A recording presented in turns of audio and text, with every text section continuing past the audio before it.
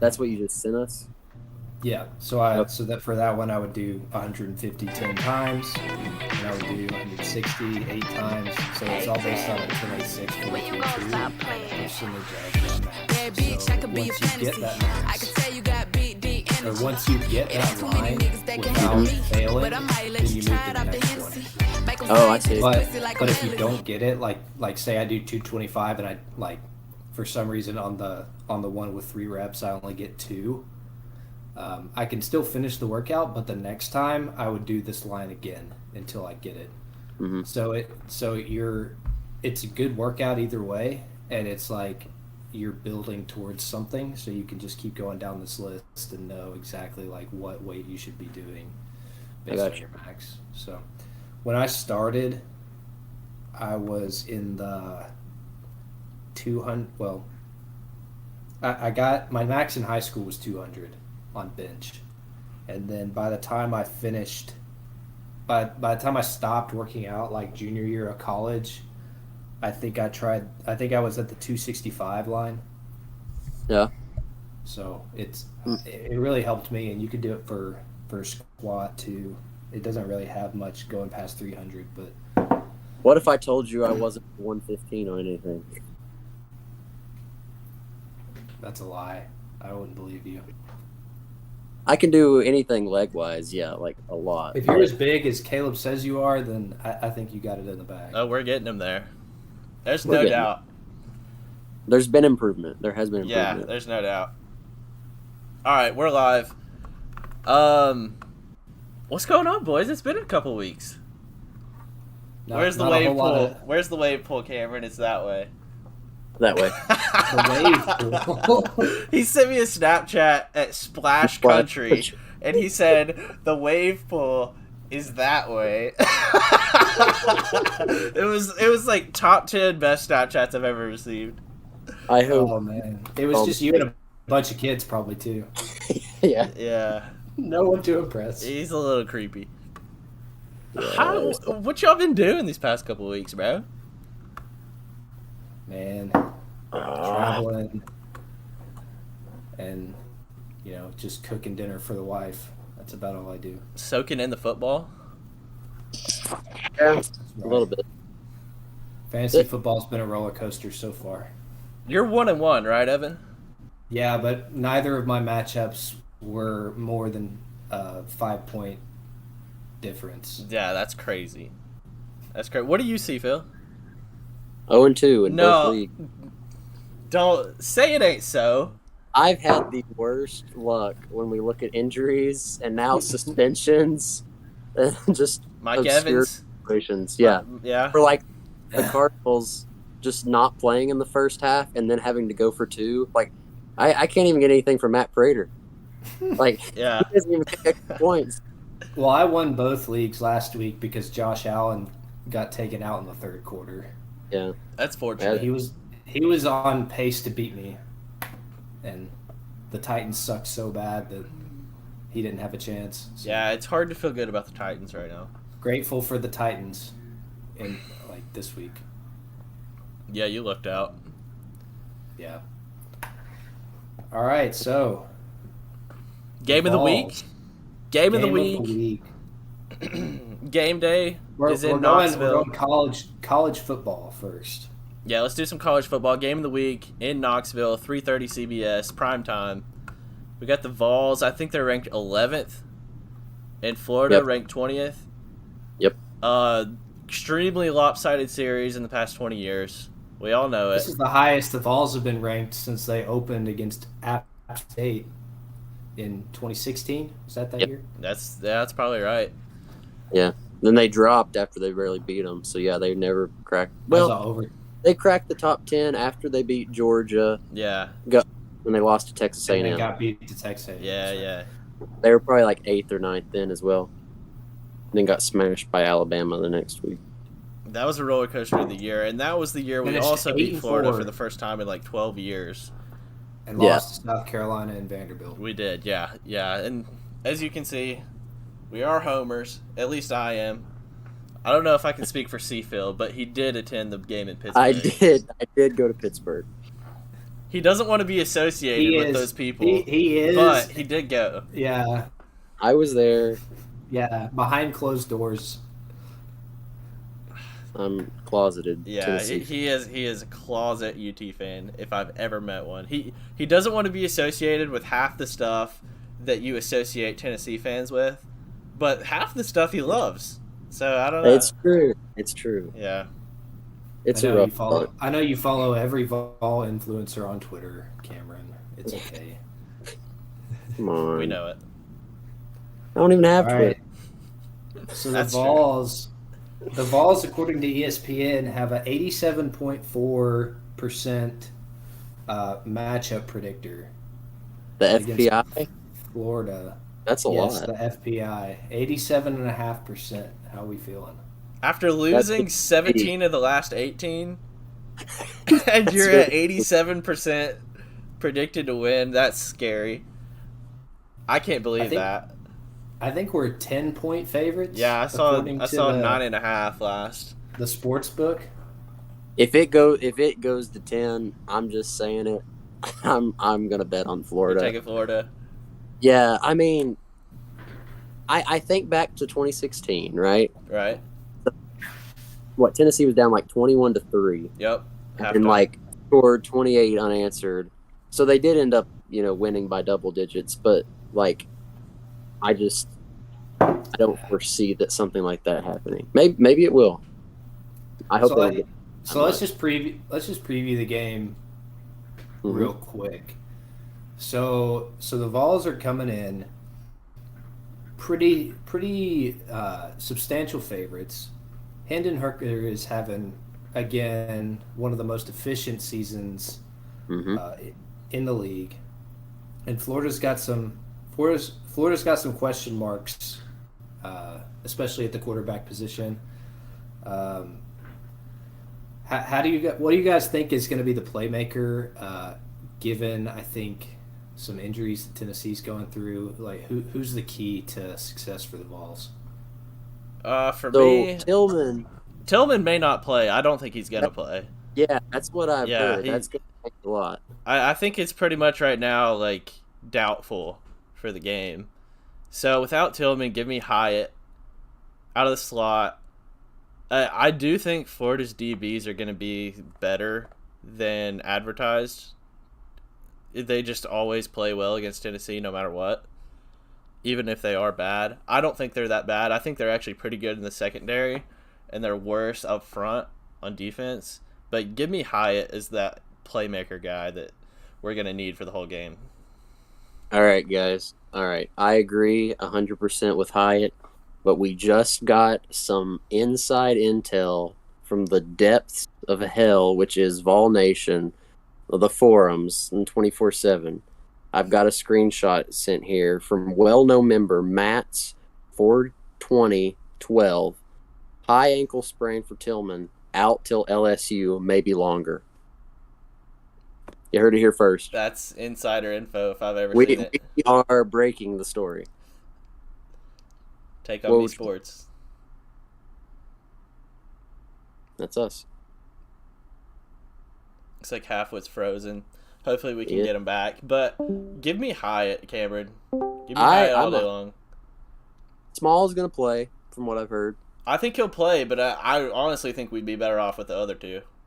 Well, Yeah. listen, Wright's been much better in my opinion. Even when Jabari Small was perfectly healthy, I've felt that way for the last 2 years. And even Dylan Sampson should get quite a bit of work if the Vols are smart. I like a committee against Florida. I think in order for the Vols to do anything, they have to establish the run. So it's going to be really telling, I think, early on if Jalen Wright is getting stood up at the line or if he's getting 4 or 5 yards, because that frees up Hendon Hooker a lot to do more of what he does, find open guys and scramble and stuff like that. Yeah. I agree. It'll be by committee, but my hope is that the second and third string guys end up getting more reps than the first team, at least for running back, because from what we've seen so far this year, Jalen Wright looks a lot better than Small, and Dylan Sampson looks like a playmaker. Yeah, so Jalen Wright on the season, 45 carries, 231 yards. That's 5 yards a carry. I mean, that's pretty good. I think even for college, and he's got 3 touchdowns. I really like him, especially in space. I think he can make guys miss, and that's going to be a key. But our offensive line, they've been bad in the past. I don't think they're as bad this year, but they're definitely not a sure thing. So I would definitely be looking to establish the run early, trying to get those backs involved, and then like you said, Hyatt is really going to be the playmaker that we got to get the ball to. I really like him a lot. Agreed. I think he's the guy, especially too. Callaway, I'm assuming, is out or suspended for at least part of the game. He's suspended for the first half. Okay. And I wouldn't count on him playing like the rest of the year, just based on what they did last year when he dropped a pass. Now that he, hit the 1-2 Chris Brown, I'm pretty sure he's going to be out for a while. Yeah, that we may see a little bit more Ramel Keaton. I'm guessing we could also see some Walker Merrill. I've liked what I've seen from him. He really plays hard, and I think can get open as well. So I think it's got to be a big game for Brew McCoy too. He's got to use his size on whatever matchup he's got.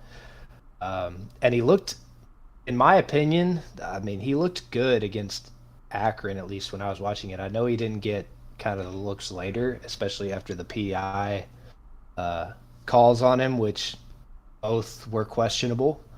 I think he's just going to have to stay inside himself and run some good routes and use his size to win some matchups. Yeah. Biggest thing is going to be Hooker's deep ball because, like you mentioned, he has been very efficient still by the numbers this year, but he himself admitted he has not played well. Like, that Pittsburgh game was one of the most frustrating things I've watched in person. Just in practice, he was underthrowing everything. When it got game time, he was overthrowing everything. Like, just his deep ball has not been it for this entire year so far, really. So that's going to be a big key because this is clearly the best defense that he's faced so far. Yeah. Deep ball is going to be key. One thing about Hooker, though, is he doesn't give the ball away very often. That's true. He's very protective of the football. And he'll make some ill-advised throws, but even when he does, he'll try to make them in spots where you can't really get hurt by it. It's like in golf, knowing your miss. I definitely think Hooker knows when to overthrow and when to underthrow. And I think underthrowing can sometimes be really beneficial. If your guy's covered and you want him to come back to the ball, a lot of times that can draw a pass interference. Yeah. I think he's, for whatever reason, and maybe this is just because he came into the year with the starting job and a lot of expectations over his head, he's looked a little nervous. And I think that's a big piece of it. Especially early in the game. And so I think, and I've heard a lot of people say this, the Vols have got to get ahead and stay ahead, and not leave anything up to chance or the officials or anything like that. We definitely have the talent to win this handily. If we do what we do against Pittsburgh and turn the ball over and have some poor offensive possessions and overthrow some open receivers, I think it could be a much closer game than I would be comfortable with. Yeah. I agree. Florida doesn't have anything that necessarily scares me from an offensive standpoint. Tennessee's defense is not great by any means, but at the end of the day, I know Tennessee has a better offense, but like you said, it's those self-inflicted wounds that continuously happen. Pittsburgh had a one-legged third-string quarterback that took them to overtime just because the offense was doing nothing and muff punt, fumble. Yeah, continuous issues in that way. So that's what That's we're actually the one grief I have with Jalen Wright, the running back, is he did Mhm. fumble in the first 2 games. So That's why I think they would rather have Small. Yeah. Small is definitely the safer option, but at some point you got to let the big dog eat. Jalen Wright and Dylan Sampson are both more explosive, and so I hope that Jabari Small will be himself, and we can use those other 2 guys to mix some things up. Uh, Maybe even catch some passes out of the backfield. I loved the option plays that we scored twice Yeah. on with Sampson. That Yeah. was so awesome. Like, Those are good red zone plays. Like when the That's- field is yeah. limited ran it and on 4th down. you can't just throw Hail Marys like we like to do. The option's got to be in the playbook. That's I know with it being early in the season, they were still keeping some stuff in maybe, but that was my biggest gripe at Pittsburgh was just like you get some groove going, and then it's just like, all right, we're on the 30-yard line, let's throw it to the end zone. Like, what?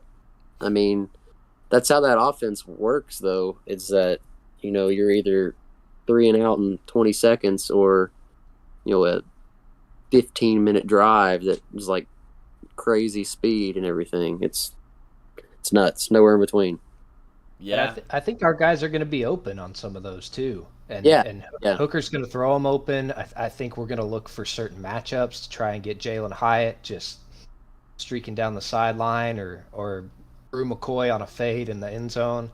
Like I'm perfectly okay with that. I just I hope that we can keep it within ourselves to have smart offensive possessions and not just put ourselves in a hole by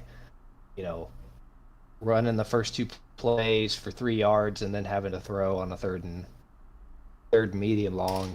Yeah. And because a 3 and out really kills our momentum. That much I have seen quite a bit of. Mm-hmm. Yep. Yeah, I'm telling you, that first, and I think it would be worse at home, especially the environment that's supposed to be on Saturday.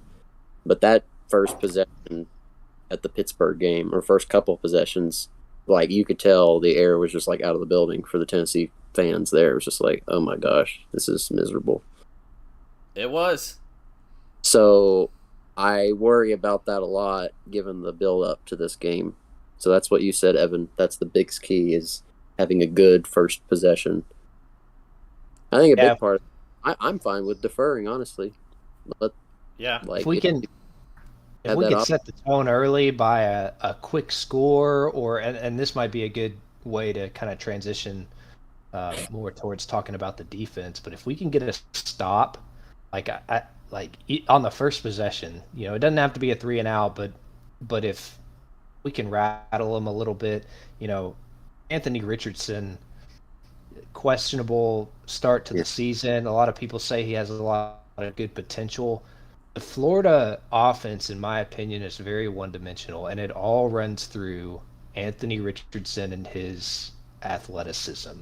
Mm-hmm. We're not going to get beat by the deep ball, and we're not going to get beat by some fantastic running back or even a star receiver. Their leading receiver has 120 yards on the season. Exactly. I mean, they look terrible in that game against Kentucky. And I know Kentucky has a better defense. They don't have any dynamic receivers. All their receivers look the same. Mm-hmm. So I'm thinking Tim Banks' scheme this week has got to be super dialed into whatever Anthony Richardson is doing. And I think that might involve less Jeremy Banks. As I love Jeremy Banks as a run focused inside linebacker. Yep. But on a spy or back in a zone coverage, sometimes can be a liability. So I like Roman Harrison a lot. Even your guy Salon Page, Caleb might be able to keep up with him a little bit better. Is he still at Tennessee? Oh yeah. Maybe we see more of 10 years. Maybe we see some more. Yeah, he's been there at least 6. That's Hunter Renfrow times 2. Yeah, really. maybe we see more of Elijah Herring. Yeah, I've actually been impressed with Elijah Herring while he's been in. So, one thing I want to think about in the Pitt game, Tennessee Pitt, Mm-hmm. Tim Banks, Tennessee's defensive coordinator, basically said, you know what? Our linebackers cannot cover space at all. Yeah. They will never keep up with the running back, and they will never keep up with the wide receiver, and they will never keep up with the tight end. So, he said, I'm going to blitz one of them every play. And it worked. But it worked because Pittsburgh's first-string quarterback is not a mobile guy, and their second-string quarterback had a broken leg. You know what I mean? So, they started running like a 1970s Pete Carroll offense in the second half, and knew that was coming and still couldn't stop it. Yeah. Exactly. So, my question to you all is, if we're rushing 5 every play, which I think we will. Yeah. Oh, yeah. Is Anthony Richardson just going to burn us like we saw all of last year, or what? I'm afraid if that's the game plan, then it's going to look a lot like Matt Corral last year. Yeah.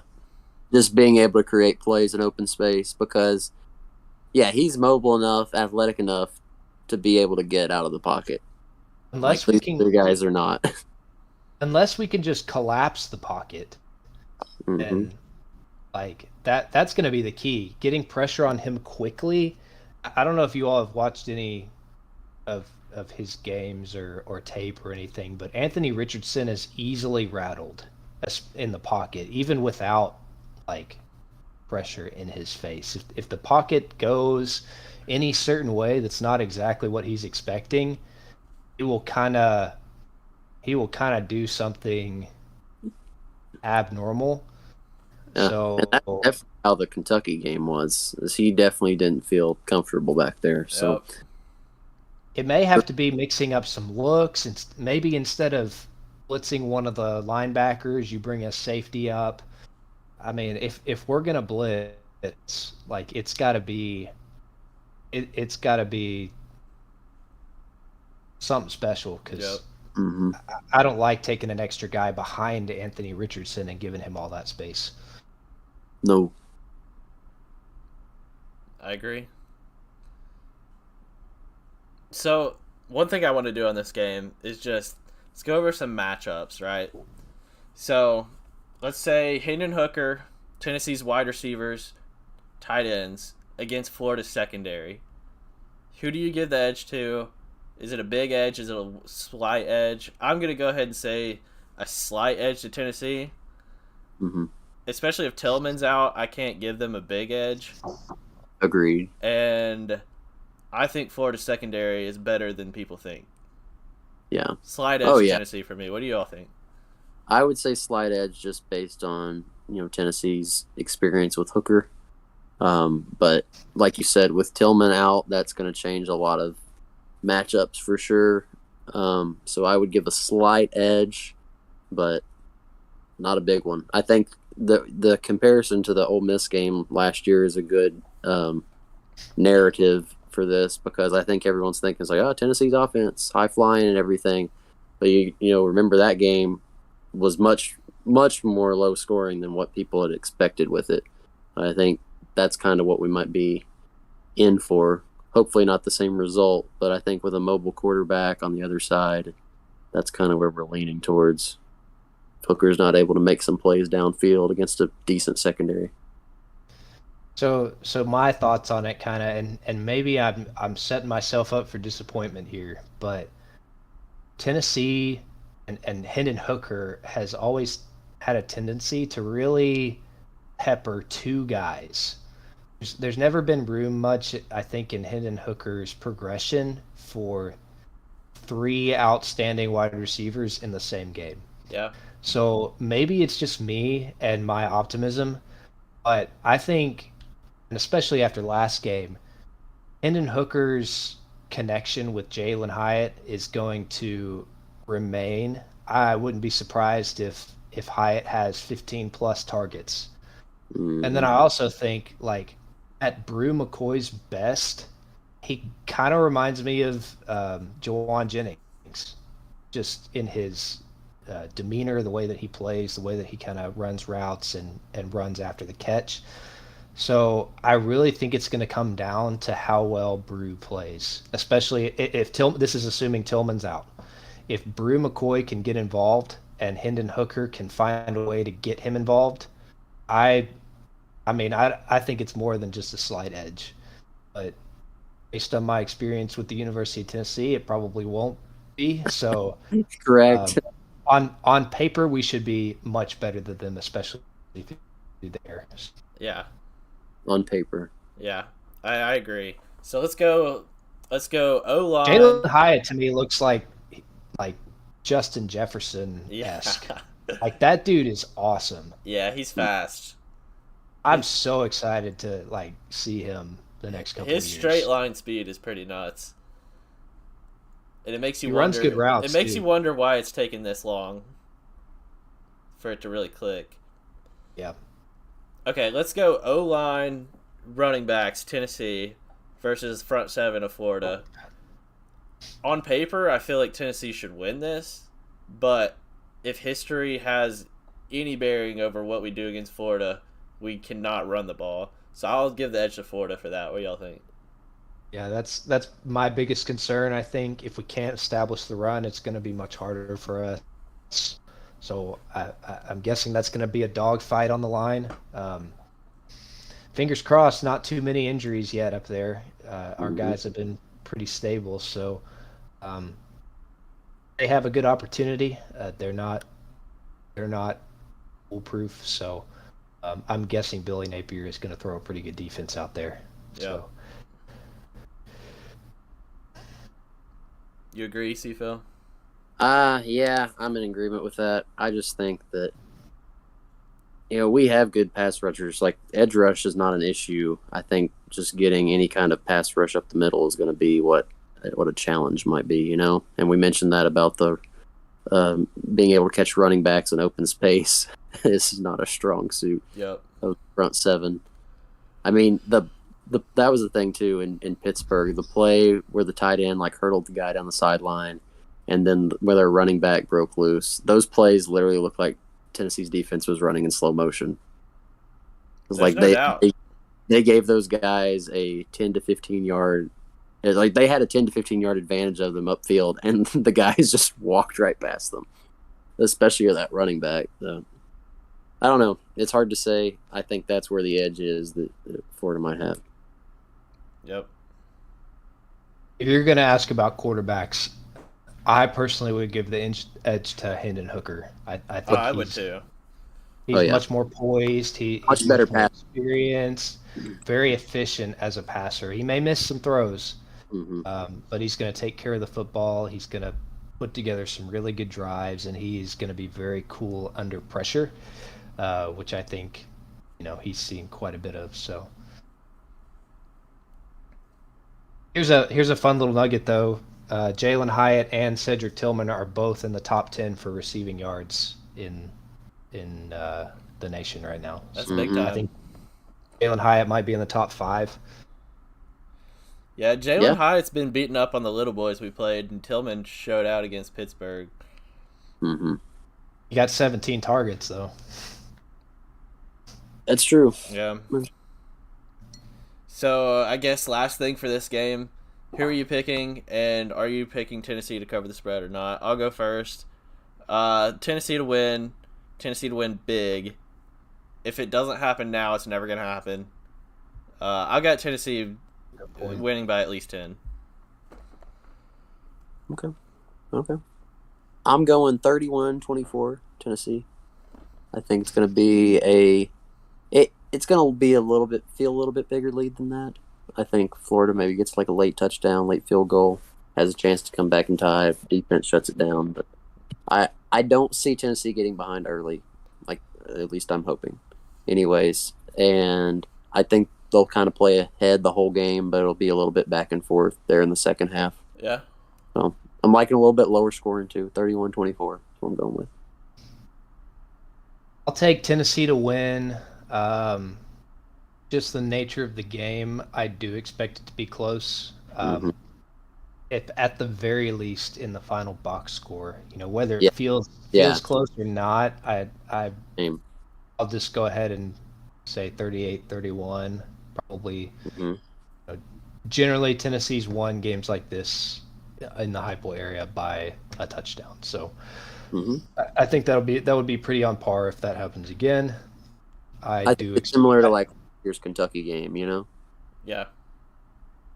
That was What a high game! score. What a game that was. Hmm. And so I do expect to win though, and my hopes and dreams are depending on it. Yep, absolutely. If we win, we're still alive. If not, we are dead. Okay. Last thing on this game. What was I about to say? I was about to say something crazy. Profound. Okay, I remember. If we get up 10-0, 14-0 first quarter, do you see a runaway? Yes. I do too. If we're up by double digits first quarter, I think we just stomp them. That's a fair point.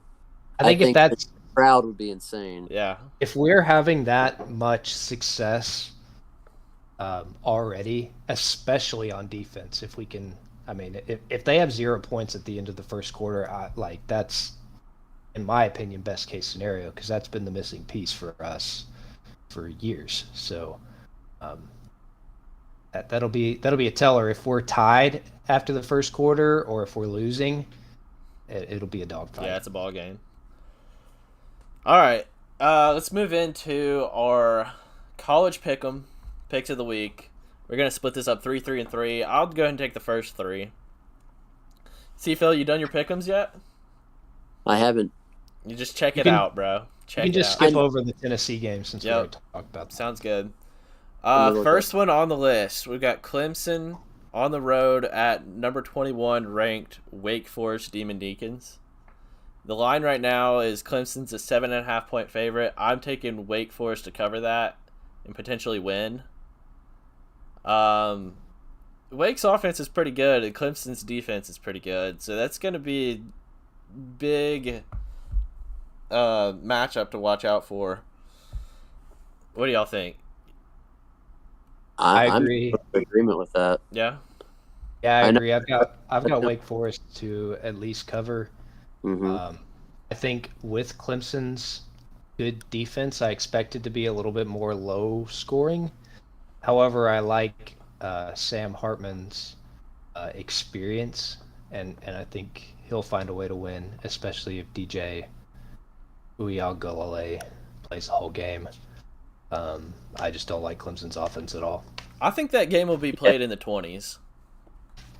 Easily. Yeah. I think that's a team that Clemson always just seems to find a way, so I think they'll win, but I do think it will be Wake Forest to cover. Yeah. I like it. All right, next one. We got Indiana Hoosiers on the road at Cincinnati. Cincinnati's a 14.5 point favorite. I had trouble picking this one. I think it'll be very close to that spread. I took Cincinnati Hmm. mostly because Connor Bazelak is like white Joe Milton from last year. Yeah. It's just like, what are they even trying to do on offense, Indiana? I don't understand it. I've watched them play. What? We watched them play. They Illinois. It was Kentucky. Illinois week 0 or Played- something. Played Illinois, watched them play Western Kentucky, and I throw up a little bit. They should have lost that game too. Yeah. Yeah. I mean, again, I don't know what the record is. They're but every 3-0. 3-0. Exactly. Every game I've watched, I'm like, this is miserable. How have they won? Yeah. I feel the So- same. Cincinnati by 90. Yeah, I feel like if Cincinnati is not going to cover, they'll probably lose. So I like Cincinnati to cover the spread. I like it. All right, next Good. up, we got the 15th ranked Oregon Ducks on the road at Washington State. Oregon's a 6.5 point favorite. I was a hater on Oregon last week. I picked BYU. Yeah, that was money line. 100%. 100%. That they got embarrassed by Georgia the first week. Who knows? Who knows which Bo Nix you're going to get though? That's true. See, Oregon got exposed by Georgia the first week, and I didn't realize that Georgia was going to expose everybody, but they are. pretty much. Yeah, Georgia did not skip a beat from, especially their defense from last year. No. Yeah, so I've got Oregon covering the 6.5 on the road. Okay. I think Washington State's pretty good, but I think Oregon will get it done. I think it'll be Oregon that pulls away late. It'll probably be close for a long time, but I would look for them to pull away late and cover the spread. Yeah. Hmm. You like it, Cameron? I'm on Washington State on this one. I think just the environment more than anything. I know they've played well this year. I think the Pac-12 is just a really weird conference in the way that there's a lot of moving parts in that, where a team like Oregon is going to drop in a conference game on the road. Like, it's going to happen. The glimmering program left behind by Jared Garantano. Exactly. This was him more than anyone. So yeah, I'm going Washington State to cover, not to win, but maybe like a close game, 3-4 points. If they did win, they'd go 4-0, and that'd be huge for them. Yeah. They played well this year. All right, I'll let somebody else take the next 3. I can take the next 3. So we got Northern Illinois Huskies. They're 1-2, heading to the Kentucky Wildcats. Kentucky's ranked number 8. So they got Kentucky and Vanderbilt back-to-back weeks. That's wild. Yeah. Just picking off the week of the SEC. But Kentucky's a 25.5 point favorite. I don't know. I really think Northern Illinois is pretty bad. I've looked at some of their stats, and I feel like we may have even had them in another picked game where they didn't cover as underdogs. So I took Kentucky in this one, even if it's 27-0. I don't know. I don't see this one being close. If it is, I mean, Kentucky's got a lot of problems that they'll need to address. Yep. What was the spread on that one? The spread's 25.5. I disagree. I took Northern Illinois just because I feel like Kentucky plays to the level of competition that they have generally. Mm-hmm.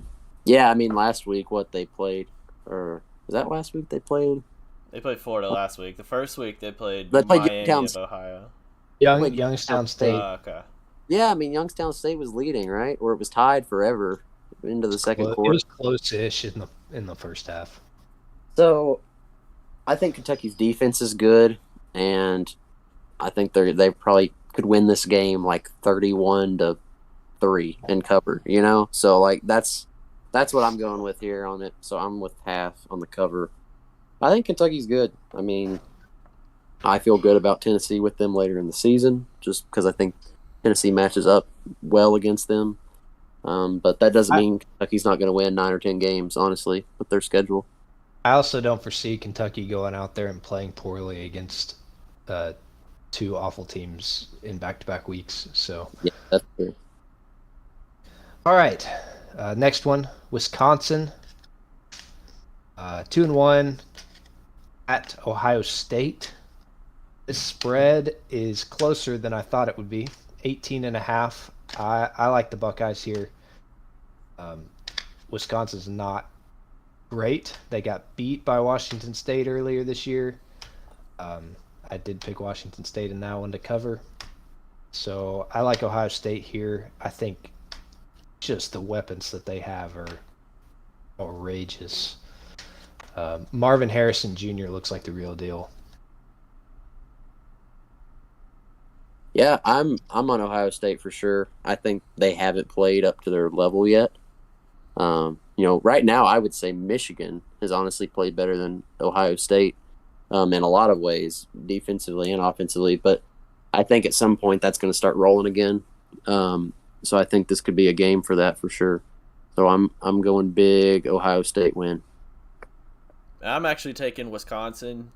That's mostly just because Wisconsin plays Big Ten style football. They're slow. They run the ball. They shorten the game. And I don't know. I just think it could be closer than what some people think. I hate I Big gotcha. Ten football. Yeah, It's so I boring. mean, I watch it, but I'll pick it. I'll gamble. Wisconsin does have a pretty solid running back. 50 carries, 332 yards so far. Hmm. That's 6.5 yards a carry. In the Big Ten, that's pretty good. He's no Johnny Taylor. Absolutely not. All right, last game for me. Vanderbilt Commodores traveling to Alabama Crimson Tide. The spread here is 40.5. This is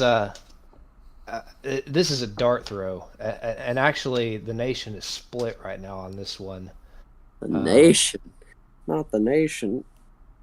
I do think Vanderbilt has got a couple of weapons this year.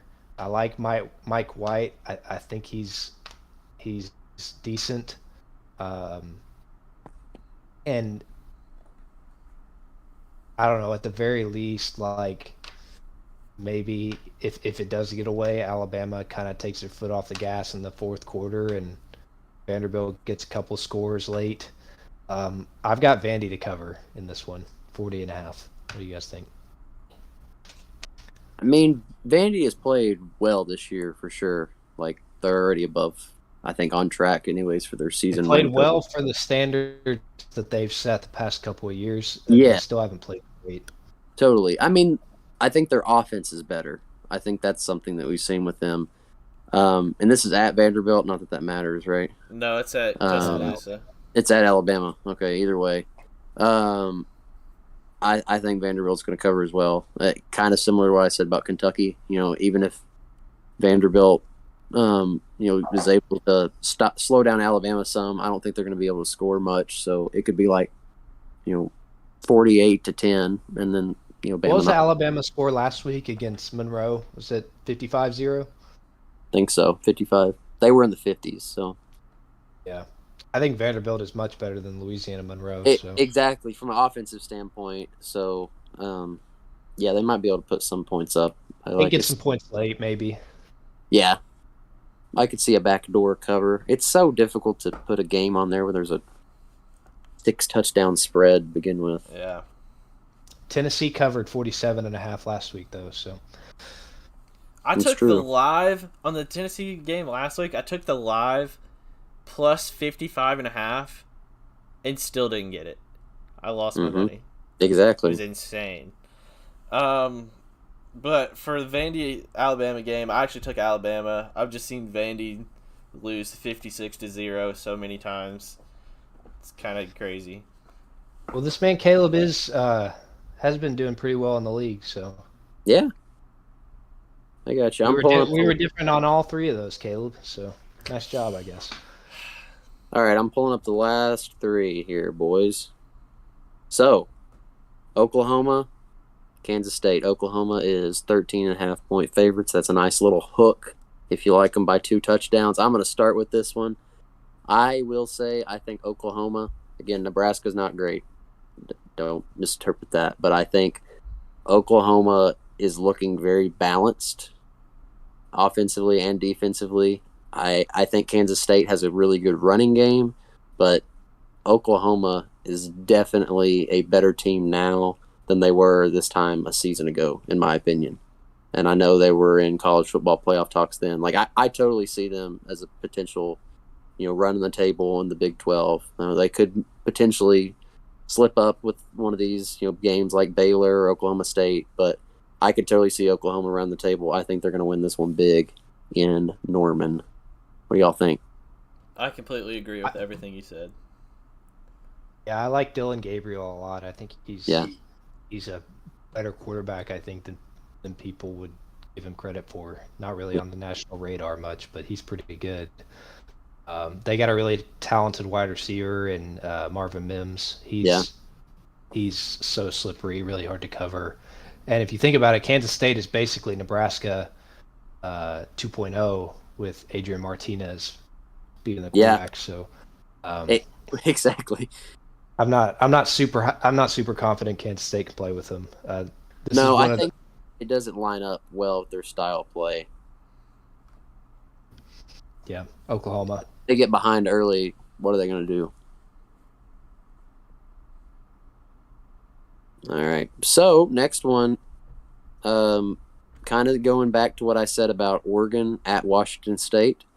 We have another little USC at Oregon State, going up there to Corvallis. I'm a big Beaver guy. They get 7.5 points at home. You got to go with it. All right. USC has one of the worst defenses in the Pac-12, right? Besides Drew's Buffaloes, like that. I think that's the only team that they're better than right now. Maybe Arizona State and Herm Edwards' corpse, but other than that, UCLA's pretty dog water too. well, that's true. But at the end of the day, I'm going Oregon State to cover. I think can be in that 3 to 6 range. I'm not saying they pull off the upset, but I think 7.5 points at home is enough for them to cover.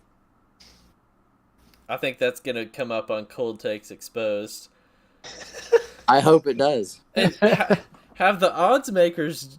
Are they just behind? Have they not watched USC play? Do they play This is free money. This was free money. Exactly. Do they play too late at night that the odd makers go to bed and they just don't watch the games?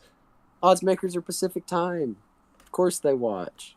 Listen, this line should be 14 at least. Whoa.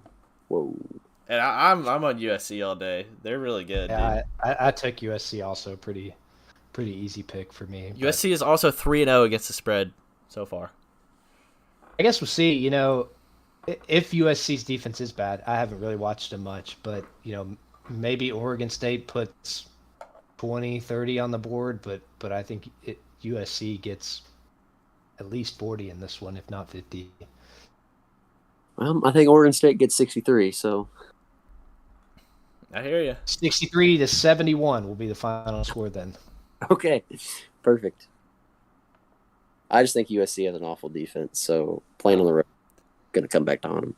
All right, next one and last one. We have your Utes, 15.5 on the road at Arizona State in the wake of Herm Edwards. I know you're taking Arizona State. I guarantee you're win the taking game. Arizona State. Okay, Utah's going to win, but 15.5, that's a hook in there. Oh, they're going to cover. They're going to cover. They are going to cover. You take the home underdog every time. The home Pac-12 underdog, yes. That's who I'm going to take every single time. I'm not taking any other of these underdogs at home. There's no chance. But I'm telling you, they're going to play inspired, much like Nebraska did last week. What do they have to be inspired about? Nebraska played inspired for 3 plays. Exactly. Nebraska was You know where Arizona State is, Cameron? Yeah, I've been. Phoenix. Yeah, it's actually pretty close to Scottsdale. I'm guessing most of those guys are going to be playing golf on Saturday morning before they head to the football field. There's nothing to be inspired about there right now. I mean, I had a great in Arizona when I went right before the pandemic started. Oh yeah, it's a great place to be. We stayed in Gilbert, Scottsdale. You know. Yeah, I've got Utah to cover here. Same. I think Utah losing to Florida was one of the biggest flukes of the year. It's true. I mean, yeah, Utah's a good team, but and they've got a pretty experienced quarterback. I like them hanging a lot of points on Arizona State. Whatever. I've never seen Cameron pick against a home dog, ever. He doesn't. He doesn't. And that's why he won money on Pittsburgh at plus 7.5. It was plus 6.5. I got 7.5 in West Virginia. Oh, you also played the casino or whatever in West. What'd you do? You did slots in West Virginia. I did online slots. Online slots. What a degenerate! Nice. Yeah, $1.76. I won $55 on one spin, then lost it all. You were in West Virginia and did slots, but you didn't stop at Tudor's Biscuit World. Dude, they were literally lined in the road. That's an experience you won't get again. I'm telling you. Yeah, Sunday morning at Tudor's Biscuit World in Beckley. It wasn't Beckley. It was close to Beckley though. Yeah, man, can you imagine living in like Southwest Pennsylvania? Like Pittsburgh's such a grimy place. If you're a Pittsburgh be fan watching this, we apologize. I say that I'll be in my head Pittsburgh later this in year. Northeast We'll Tennessee. see what it's like. All right. I don't think there. Pittsburgh's that bad. It's a tough town. That's what they Oh, say. yeah. It's tough. Blue collar. We're offending so many people in this podcast. Screw Pittsburgh. I'll be honest though, like, and I know I shared this with Caleb, but I don't know if I have with you, Evan. We had season tickets at Tennessee games like my entire life, like late '90s through like early 2000s before we got into high school doing band and stuff all the time. We had season tickets, went to every single game. So like I'd seen mid 2000s, Florida games, Georgia games, Alabama, LSU when they were really good in there. We went to a lot of bowl games, so we saw Big Ten fans from like Wisconsin, Penn State. And I will tell you that I had never just met more openly rude people than the Pittsburgh student section. Like there would just be people walking up to you on the street and just like look at you and say like F off. And I'm like, where's this coming from? Like I didn't even say anything. We're just walking. We just happened to be wearing orange and they're just like, hope you fall in the lake. I'm like, okay. It's all about the So- fan experience, Cameron. Fan experience wasn't great. I mean, I'll be honest. And maybe they were upset that their city was taken over, but it's like maybe was it build formerly a stadium, and that won't happen. was it formerly known as Heinz Field? Yes, Acusure or whatever we were at. I think that's what they. I mean, if I lived in Pittsburgh, I would be ornery too. So Yeah. yes, I understand.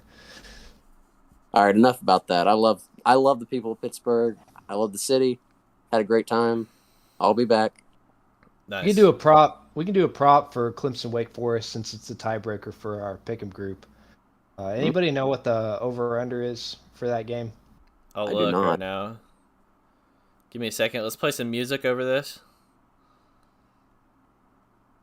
A little Jeopardy music, possibly. Over under is 56. I'd probably take the over. Probably. Give me the under. I'm going under. Yeah. I'll I'm go going over. under.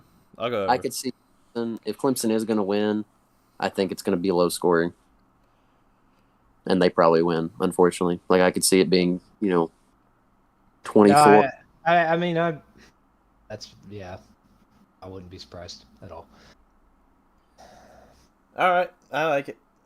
Okay, so I've kind of made a list of top 10 college football. This is my opinion, no one else's. Will react. So I'm gonna throw this list out there. Well, if you like it, take it. If not, send it right back. You know what I mean? I'll see if it sticks. So, shocker at number 1, Georgia. Yeah. Oh, heads and shoulders above Any everyone issue else. with that? No. 2, Ohio State.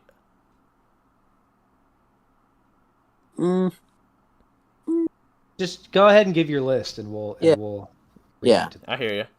All right, give me in the 1 hole I got Georgia. 2 hole I got Ohio State. 3 hole I have Michigan. 4 hole I have Oklahoma. In the 5 slot I've got Alabama. 6 slot I got USC. 7 slot I have Oklahoma State. 8 slot I have Tennessee. 9 slot I have Penn State. 10 slot I have Ole Miss. Thoughts, comments, reactions. I'm going to start backwards just because that's how I remember it best. I really like Ole Miss, and I really like Penn State in there. I think both those teams have been much improved from last year in aspects that they were struggling in. I think Sean Clifford has looked a lot better this year, like an actual quarterback. Since he's 37, he should be by now. Should, yeah. Ole Miss's defense, again, they haven't had much of a test so far, but they look better. You had Oklahoma State at 8, I have right? Tennessee at 8, Oklahoma State Tennessee at at 7. Tennessee at 8. Okay, I like that again because I think right now on a neutral field, I would still be taking Tennessee over those teams. Again, it's hard to say about like Arkansas and Kentucky and teams like that have struggled against inferior competition. I would like to see them a little bit higher in there potentially, but I do like Tennessee being in the top 10. So keep moving through it. Oklahoma State, not much to see with that so far. I think they'll probably be like on Oklahoma radar and drop a game here or there. It'll be The Texas. Big 12. Yeah, exactly. Who'd you have USC, six? USC at 6. I think it's fair. I think USC's there at 6. I like Alabama at 5, just after what we saw with them at Texas. It was just very odd. They're I just know it not was the same, man. Yeah. They're And I mean, I personally, in going into the season, I thought Alabama was going to be insane, because last year was a rebuilding year for them, and they really didn't lose that many guys, outside of like some of the wide receivers. I think Alabama. I think there's like 5 or 6 teams in the SEC that have better receivers than Alabama. Yeah, I think they got like no dynamic receivers. I think they'll pull it together throughout the year. I mean, I still totally see them going undefeated and being in the SEC championship, but I see what you mean. I can see teams giving them fits this year. I like them at 5. Top 4 is what I'm going to shift around some. Okay, I got Ohio State at 4. Just what we've seen so far. I know they won ugly against Notre Dame, but that's not very impressive after what we've seen from Notre Dame. True. In the following weeks. 3, I'm going to put Michigan at 3. Again, I think Michigan's played better than Ohio State. I said that earlier on.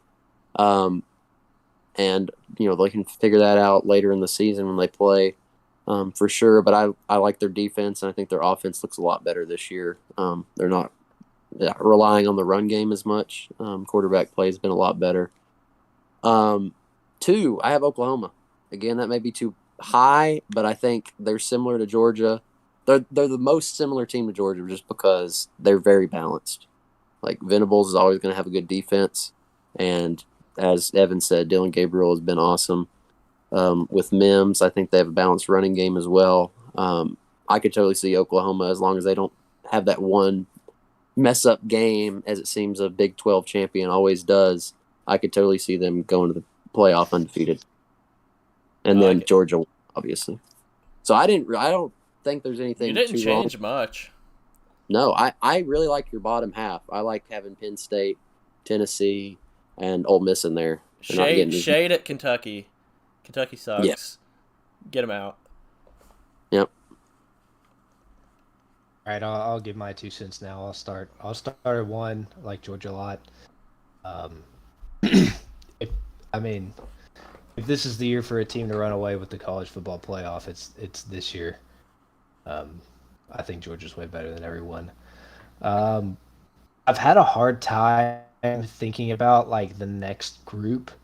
I'll go ahead and throw Oklahoma at 5. Okay. I don't know if they've played anybody yet to really showcase their like That's fair.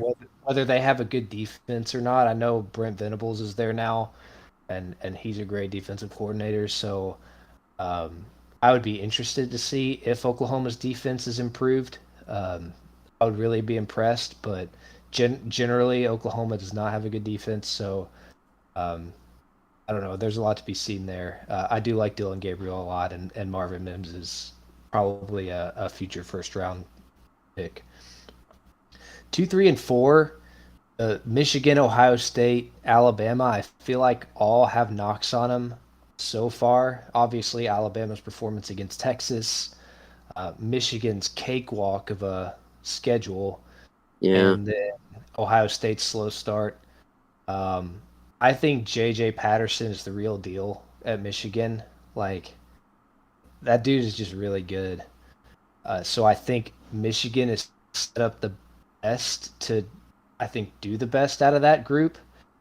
I definitely don't want to put it past Nick Saban to whip his group into shape. I mean, they got some real talent on that team on both sides of the ball. So I think Alabama will bounce back and probably not look back until the SEC championship, and then Yeah. Ohio State's got some real talent too, especially at wide receiver. I think they'll kick into the high gear, and the Michigan Ohio State game this year will probably be as good as it's ever been. I think, Mhm. and Michigan won last year, Totally. so Yep. We had Ohio State. That's going to be a big part of that. yeah, so that'll be crazy. Moving on down the list, I really don't have much to say about the rest of the group. I really don't like Kentucky in the top 10. Really don't like Arkansas in the top 10. You know, I think Oklahoma State is going to be really good. They'll beat Texas. They'll probably have some hiccups. Their quarterback Spencer Sanders is a million years old too, so Hmm. they've got a lot of experience there. The one thing I will say about the bottom of the group, and this is a team that you didn't mention that I really think is actually pretty good, and that's NC State. I watched them play against Texas Tech, and for the most part, they had that game under control. And Texas Tech, even on a backup quarterback, went in and beat Houston, a team that had looked good up to that point. I know they kind of fell apart against Kansas, but I think NC State will be a team to watch out for and potentially a dark horse to compete for the ACC. They probably have to go through Clemson, but I think they're actually pretty good. So, but I like That's it. one thing I love that we did leave Clemson out of our top 10 and had Alabama at 5. But, at the end of the day, end of the season, that is, honestly, both of those teams could be in the playoff. Like, no doubt. I'm fully confident in Alabama running the table still, maybe losing to Georgia, but that's what I see with them. And Clemson, really, after this week test at Wake Forest, what else does their schedule have? Do they play NC State? If they play NC State, it's at home Probably. because they played at NC State last year. they play NC State in 2 weeks. Yeah, So okay. they got Wake Forest and then NC State at home. Okay. So let me give you guys a little hypothetical. So I didn't have Texas or NC State in my top 10. If you were to put one of them in your top 10, who are you taking? In Like, Texas. if they were to play tomorrow, who do you Texas- think would win? If they played tomorrow, I'd take NC State. If Quinn Ewers is healthy, I'd take Texas. Okay. I think that's fair. Yeah, I would say I'm still taking NC State, just defense, and then they do have experience at quarterback as well. I like it. Although Hudson Card was not bad for Texas against Alabama. That's true. I think he'll be one of the top transfer portals next year. Go somewhere. Yeah. I can see it. Want to move to Pro Ball? Let's do it. I like it. All right. I'll let y'all drive. Up All right, to- so I guess we can kind of just give our thoughts on how the season's gone so far. I can start and say that running backs have been a big bust this year. We knew it was coming. Myself being an avid early running back drafter, I have not been impressed with any of them aside from. I really think DeAndre Swift is really good. He was hurt last week. Otherwise, I think he would have had another monster game and been the only running back with 17 plus fantasy points in both games so far. But I think other than that, it's really going to be hit or miss, especially with how bad NFL games have been game script wise already this season. I mean, there's been some blowouts, like just awful games, and even the games that are close haven't been that good. So, but I have two teams. One is a redraft league. One is a dynasty league that we actually just started this year. I'm 1-1 in the redraft league. I had the second pick and ended up with Jonathan Taylor, and in the dynasty league, I'm 2-0. Yeah. So, but nothing, no fireworks by any means on either of my teams, other than Amon Ra. I have him, and he's kind of he carried me last week. He was the reason I won. So, Amon Ra's a top 10, top 5 receiver. Oh yeah. Can't believe I got him in the 5th round. I mean, if if this is anything like last year, I got Cooper Kupp in the 4th round last year, Amon Ra in the 5th this year. I mean, I like my odds. So That's big value. I'm obviously not happy with my season long teams. The best balls I've done were really solid because I was in that range of picks to get people like St. Brown. I have Waddle. Well, I have Waddle and him on a couple teams each. I think I've nailed tight end. I had Mark Andrews and Dalton Schultz were the main guys I targeted. I faded Kyle Pitts. I faded George Kittle. I think those are like my biggest successes so far this year. It's not saying much because wide receiver and running back is what dominates fantasy, and that's just been a complete wash. For me, anyway. I had Keenan Allen, Mike Evans. Seems like a really good combo. Two guys that have really good quarterbacks, and that's fell through. Gabe Davis was hurt. Just nothing's working. I have Garrett Wilson in a few best balls. I have Michael Thomas in a few best balls. So it's like I'm getting value, but from as far as a number 1 or number 2 round pick that I really, really like, I didn't have any, to be honest. Yeah. Yeah, and for me, quarterback, Tua. I have Tua in some quite a few best balls. So I think that's probably my best quarterback pick for sure. yeah, he's been playing better for sure. He's still limited, but he's playing better. Yeah. For me, definitely my biggest bust so far in wasted draft pick has been DJ Moore, Carolina's number 1 receiver. Tried to tell you. He had, That one. probably 5 or 6 points first game, 10 points the second game. I had to take him high if I wanted to get him, and I took him. It was a bad move by me. One guy that I do have that I was glad I took pretty high was Jalen Waddle. Mm-hmm. Big game last week, like 36 points. Crazy fourth quarter comeback. So, what do you all think of Miami? They play the Bills this week. I'm gonna go ahead and say they get killed. But as a whole, would you buy Miami to make the playoffs or to miss the playoffs? I think they make the playoffs as a wild card team for sure. I would have said that a couple weeks ago too. I know I was a big Tua proponent at the beginning of the season, so I'm all in on the Fins. I think it's gonna go 7. I think they have passed the eye test so far. I think their final test will be obviously how they play against the Bills, arguably the best offense and best defense in the league. So the Bills are sometimes susceptible to playing in close games.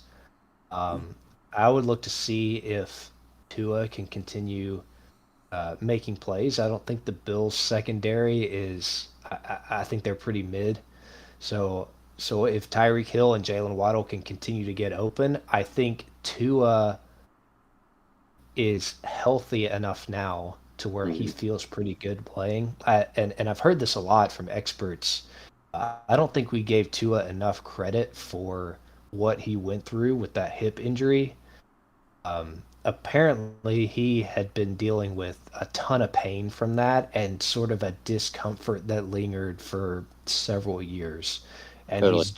he's just now really getting back to where he was before that injury, and I think it's showing. I think we're seeing the Tua that we thought existed before that injury in the college football playoffs. So if Tua can keep pace even somewhat with the Bills, I really like the Dolphins to potentially make a run at the playoffs. Yeah, I'll take them to make the playoffs just because I think their wide receivers are insane. Yeah.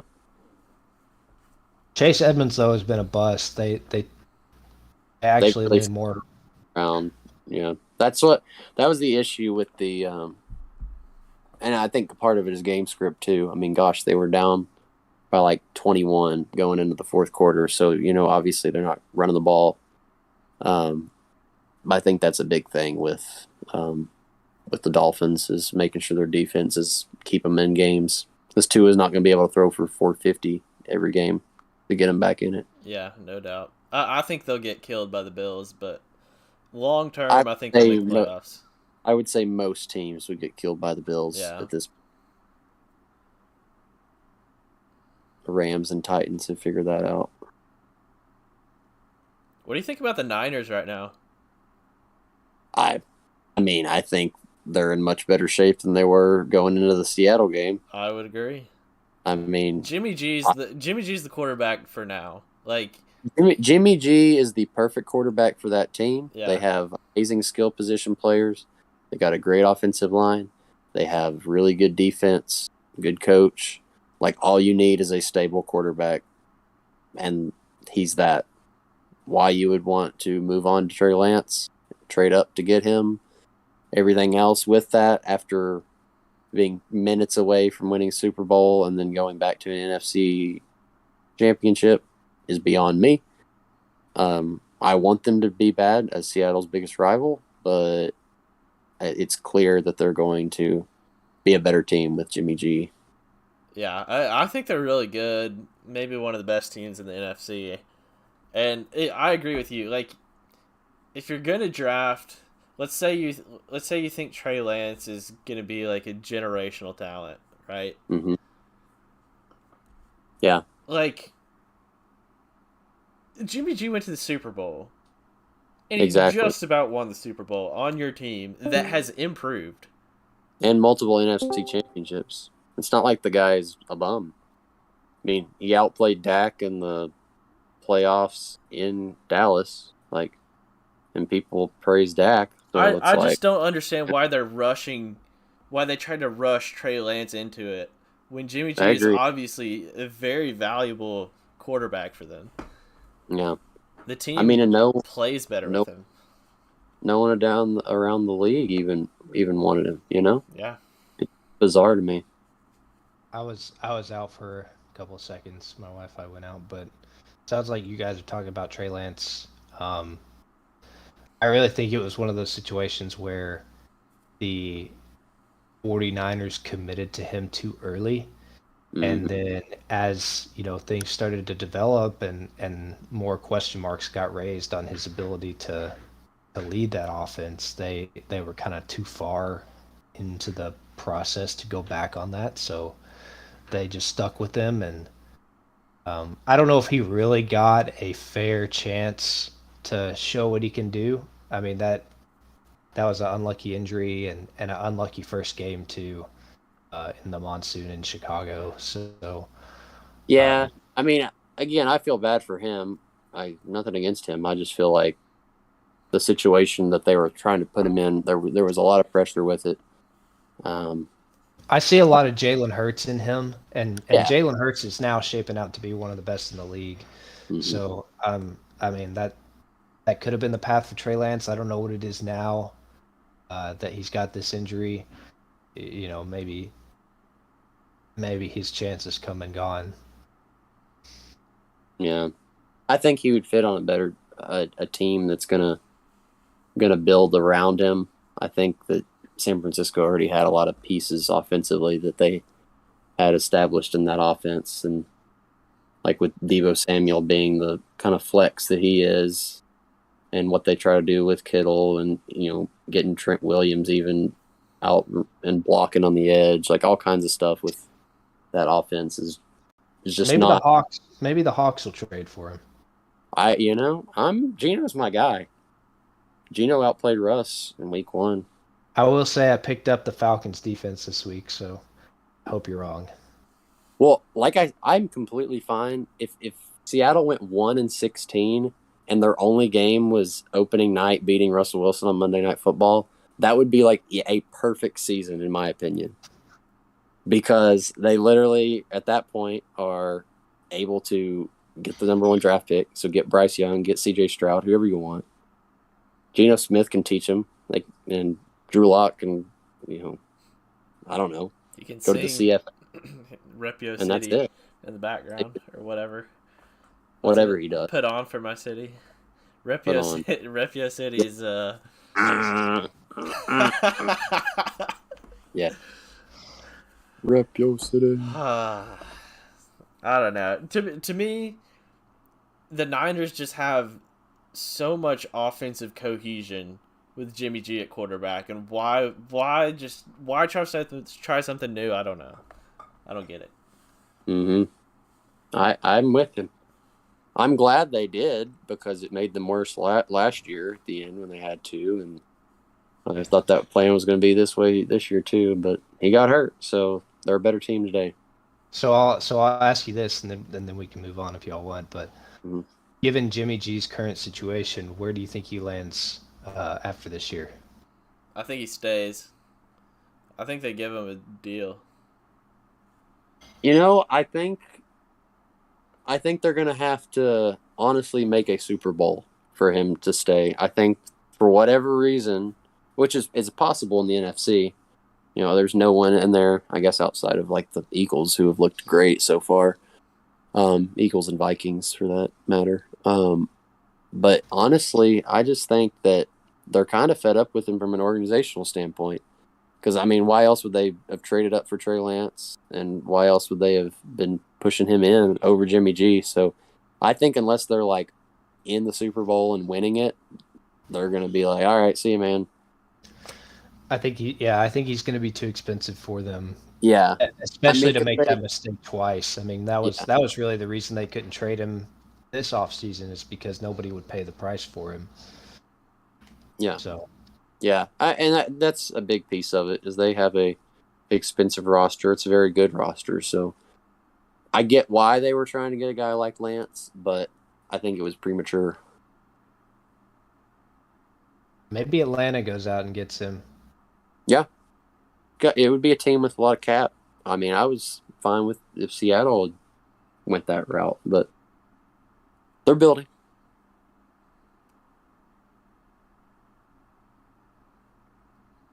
All right. You all want to wrap it up with a Thursday night Pittsburgh versus Cleveland best ball private 3-man draft? I couldn't be more excited. Sure. Again, I don't have money in my account. If y'all are willing to do, is there a free one? I just don't want to make a deposit. Thoughts? How much money I didn't know do you were have out in of your money. account? You have at least cents, right? I'm poverty. No. You're on flat zero? I'm literally, look, up at the screen it says deposit. So you're out of money, bro. I literally have no money in Underdog. It's all in best balls. It's all tied up. All tied up. How can we make this work? You can do a free contest, right? I have no idea. Surely. Let me pull it up. Would you like to create a $3 private 3-person NFL draft? No, I think you pay for all of these. It has to be $3? That's tough. That is real tough.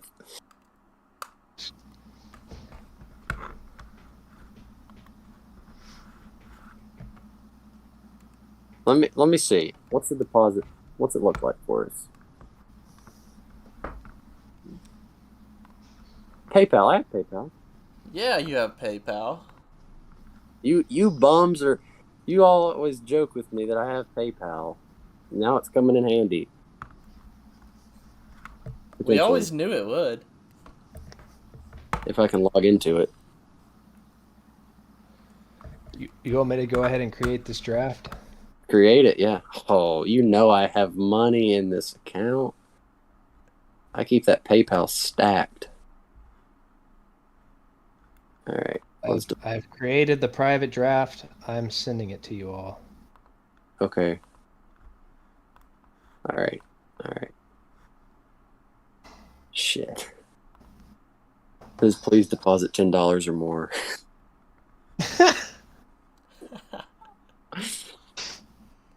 Okay, I'll put 10 in. Hey.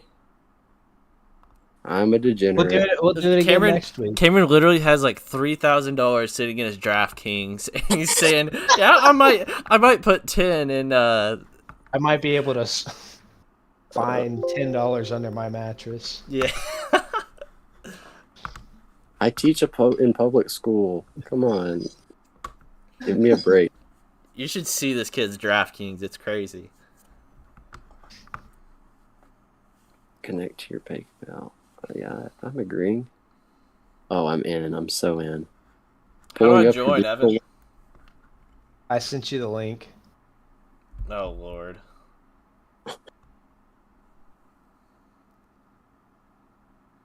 Thank you for your deposit. Oh, God, this is about to get so thin too.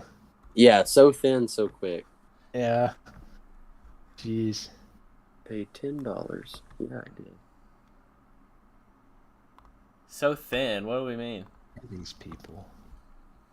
We're gonna be drafting people that are like third, fourth strings on the Browns and Steelers. That's how thin. Really? And Anthony Schwartz. Okay, so You gotta build rankings, right? these are all flex, right? They're all going to be flex? All, yeah, four flex positions, 4 rounds. Okay. So Three teams. let me tell you, I did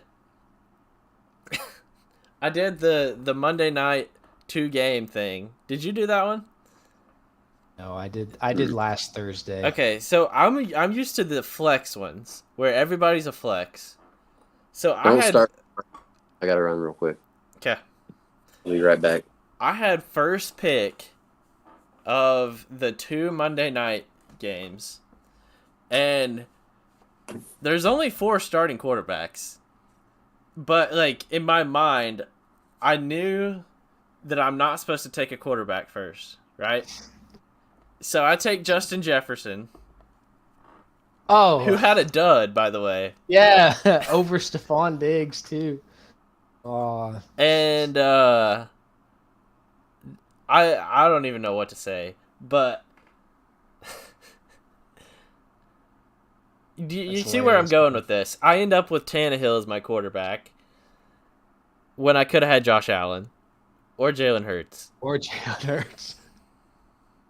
Yeah, no, I hear you. I guess with a multiple game slate, they'll throw in like actual positions and stuff. But yeah, last week I did a best ball 4 flex draft for the Chargers Chiefs game, Yeah. and I took Juju Smith-Schuster over Mike Williams.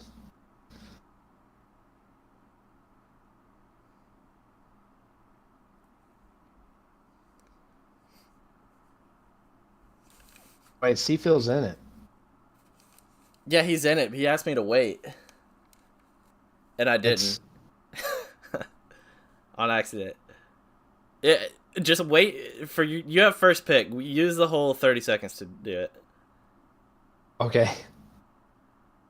I'll use my whole 30 seconds. Yikes, yeah. Like you're not taking Nick Chubb. I already know you're taking Nick Chubb. Gentlemen, Are you back? I'm back and It's, ready to it's pick. starting. Yeah, we're starting. Oh no, I'm up in 2 picks. All right, so best ball draft, 3-team for the Browns and Steelers. I have the first pick, so I will be taking Nicholas Chubbington. There you have it, folks.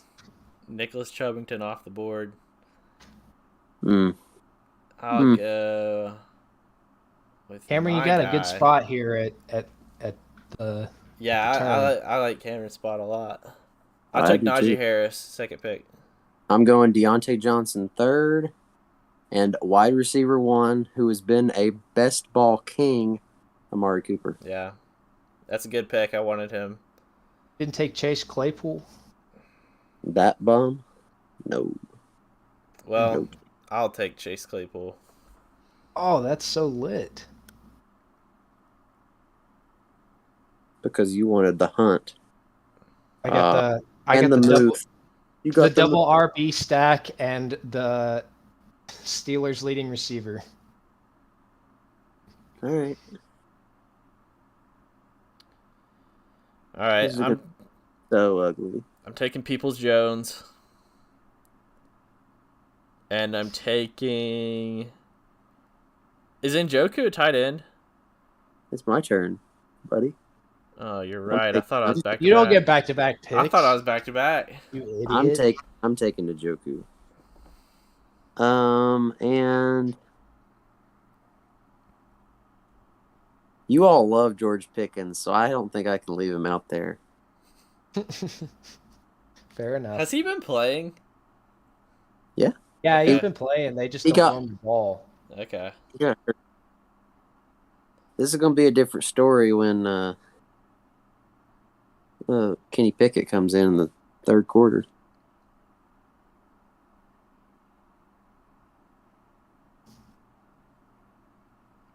What'd you take?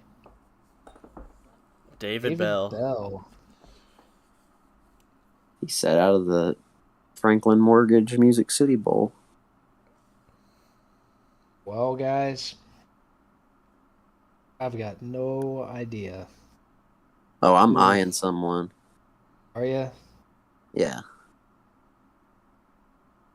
Oh, I'm eyeing someone big time. Oh, it's over? It's over. There you It's have over. it. Oh, There you have it. okay. Evan projected to win. Okay, fair. I've got 2 Steelers tight ends and 2 Browns running backs. I think it's gonna be a high score game. I think they're gonna be slinging the rock. I think Josh Dobbs v. Kenny Pickett. They'll really get the ball spread around to Cooper, Njoku, Johnson, and Pickett. All right, let's just take us through the teams. Evan, go over your team real quick. All right, so with 1.01, I got Nick Chubb. Who knows if he keeps up his good touchdown upside, but we'll see. And then if all else fails with Nick Chubb, I've got the other 50% of the Browns offense, Kareem Hunt.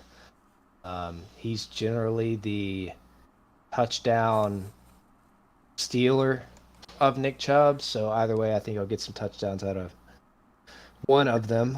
And then I took Pat Fryermuth, the Steelers' only red zone threat. They'll find a way to get him a touchdown. And then I took Zach Gentry as a dart throw, touchdown dependent last pick. Nice. Yeah. So Evan went for running back heavy, tight end heavy. That's an interesting strategy. I tried to spread myself a little more. I guess I'm depending on people throwing the ball. I took Najee Harris, second overall pick. I've got Chase. Right. Excuse me? Mitch Trubisky and Jacoby Brissett throwing the ball. No, That's a good, Johnson, Kenny Pickett. smart bet, Caleb. Yeah, Josh. Put some respect on Josh Dobbs' name. I was eyeing John Kelly. That's who I was eyeing. Yeah. I saw him. Did one of you take D'Ernest? No. Oh. So I got Najee, second overall pick. I got Chase Claypool. I have Donovan Peoples-Jones, and then I've got David Bell. So wide receiver heavy for me.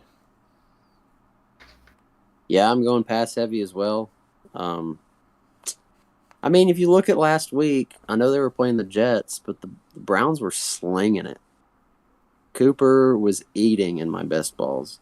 So I'm going Deontay Johnson, getting the rock thrown to him, big reception guy. Amari Cooper, get those red zone touches. David Njoku, if they're not going through Cooper, they're going through Njoku, right? Everyone knows it. And then George Pickens, when Kenny Pickett gets in there with the deep ball, he's just going to be popping them into Pickett's. Or Pickens. Pickett to Pickett's. Yeah, you know. Exactly. Yeah. All right. I'm projected to get last. We'll see about I'm that. glad I deposited $10 for that. This is just going to be a horrible game, probably. Yeah, I don't even want to watch this. 10-3 final score. Is this one you have to watch on Amazon Prime? Yeah. That's so bummy. Cameron, you could have used your $10 on Amazon Prime and not Yeah. Underdog. They went from Chargers Chiefs to Browns Steelers. Yeah, the that's Thursday bad. night game. It's like what they did years ago when the Color Rush uniforms were always Thursday night. It was like every other week, I swear, was like Jacksonville and Tennessee when they were both like 3-13. Yep. All right, fellas. That was You fun. ready That was a good discussion. Yeah. Best of luck to you all in your fantasy and non-fantasy endeavors this weekend. Go Vols for sure. Yeah, totally. Go Vols.